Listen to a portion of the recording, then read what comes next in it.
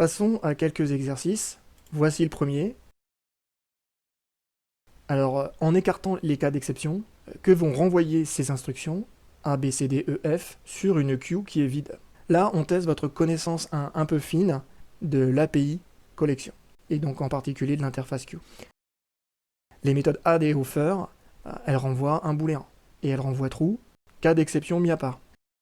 Les méthodes remove et element, elles sont construites pour émettre une exception quand il y a un problème. Et le fait que la queue soit vide, ça les empêche de retourner une valeur, donc c'est un problème. Contrairement aux méthodes poll et pick, qui, lorsqu'il n'y a pas d'élément à retirer, vont renvoyer nul. Dans une queue, on ne peut pas avoir de valeur nulle, et ça s'explique en partie par le fait qu'avec des valeurs nulles dans la queue, on ne pourrait plus utiliser le retour des fonctions poll et pick pour savoir que la queue est vide. Autre exercice, si on met de côté les cas d'exception encore une fois, que vont renvoyer ces instructions sur une DQ vide. Là aussi, on a mis tous les cas, donc c'est un peu compliqué, mais on en aurait moins, ça resterait un exercice pas évident. On ne connaît pas toujours par cœur les types de retour de toutes les méthodes d'une classe ou d'une interface. Les méthodes add et offer, elles vont renvoyer généralement un booléen pour indiquer que l'ajout d'un élément s'est bien passé. Pour add first et add last, c'est pas le cas. Donc ça nous fait un joli piège. Alors la justification, je ne suis pas allé la chercher, mais il faut savoir que add first et add last, ça renvoie pas un booléen. En même temps, le booléen retourné par add, il n'a pas beaucoup d'intérêt, puisque tant qu'on n'a pas eu d'exception, c'est que ça a bien fonctionné.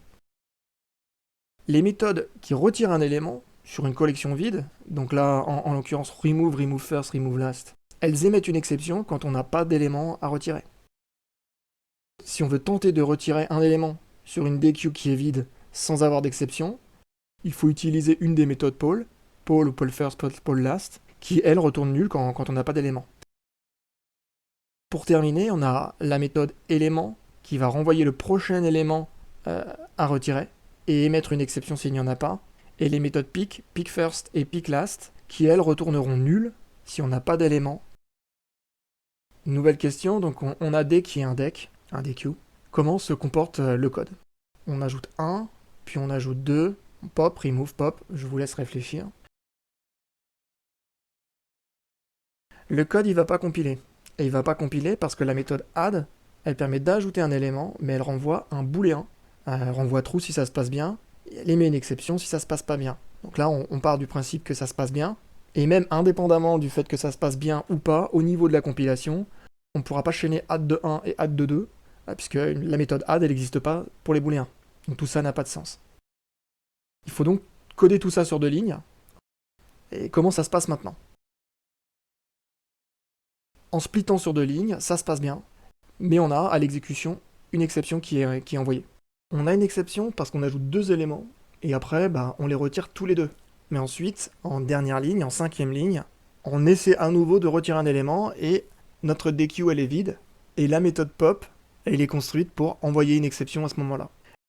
C'est tout là où on espère que le jour de l'assertif, les exercices soient pas trop vicieux, parce qu'autrement, il faut que vous reteniez toutes les méthodes de toutes les interfaces qu'on a pu voir, et par retenir, ça veut dire savoir quel est leur type de retour, les paramètres, et aussi leur comportement, si elles émettent une exception ou pas.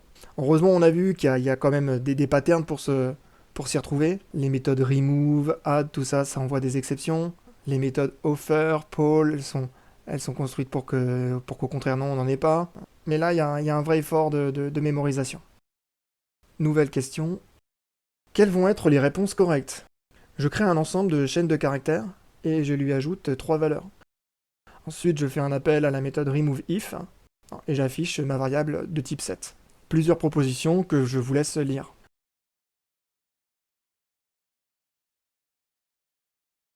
Le code y compile, la réponse A, elle est fausse. Le code, il affiche bien LOTR. Avec la méthode removeIf, on a supprimé tous les éléments de l'ensemble qui contiennent la lettre B. Et il ne nous est resté que la chaîne LOTR. La méthode toString de set, elle a bien été surchargée par rapport à object, et elle nous donne une représentation lisible de notre ensemble. Les réponses C, D et E, Elle visait à vérifier si vous connaissiez l'interface dans laquelle se trouve la méthode removeIf. Et la méthode removeIf, elle est héritée de collection. Donc les réponses C et E sont fausses, mais D est vrai. Nouvel exercice. On n'est pas sur un ensemble cette fois, mais sur une liste. Et on crée une liste et on lui ajoute 4 éléments. Ensuite, on fait appel aux méthodes replaceAll et forEach.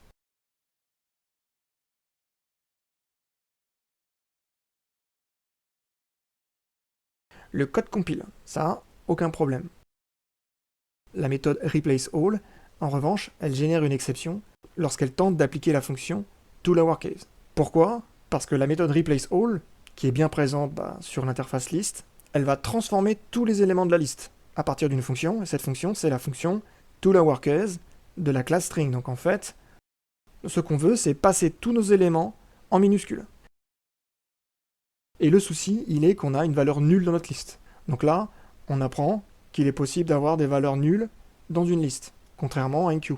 Donc quand la méthode replaceAll essaie de transformer la valeur nulle, bon, elle va tenter d'exécuter une méthode toLowerCase sur un nul, et ça, ça va donner un null pointer exception. Si maintenant on déplace le nul juste après le replaceAll, comment va se comporter le programme? Les nuls, c'est pas un souci dans une liste, mais après c'est au développeur de le gérer. Pour autant, les listes, elles vont accepter les nuls, y compris à l'affichage. C'est donc la réponse C qui est correcte. Nouvelle question. Parmi ces affirmations, lesquelles sont vraies? J'ai toujours ma liste, dans laquelle je ne mets cette fois qu'un seul élément. J'ai mon replaceAll et mon forEach. Cette fois, on ne veut pas savoir ce que va donner le programme. Le programme, c'est une illustration, c'est un support pour poser des questions. Pour les méthodes replaceAll et forEach, de quelle interface elles viennent? La méthode replaceAll, elle est héritée de list. On ne la trouvera ni dans iterable, ni dans collection. ForEach, c'est vraiment une notion d'itération, donc là c'est facile à retenir. ForEach, c'est introduit avec iterable, donc ce n'est ni présent dans list, ni dans collection. Alors il faut être précis, c'est bien présent dans collection et dans list, puisque iterable, ça va être une super interface pour ces deux interfaces, mais ForEach n'est pas hérité de list ou de collection, c'est ce qui fait que D et E ne sont pas corrects. En revanche, si on appelle un replaceAll sur un iterable ou un collection, le code ne va pas compiler, on ne va pas trouver de méthode. Merci à tous et à bientôt pour une prochaine vidéo.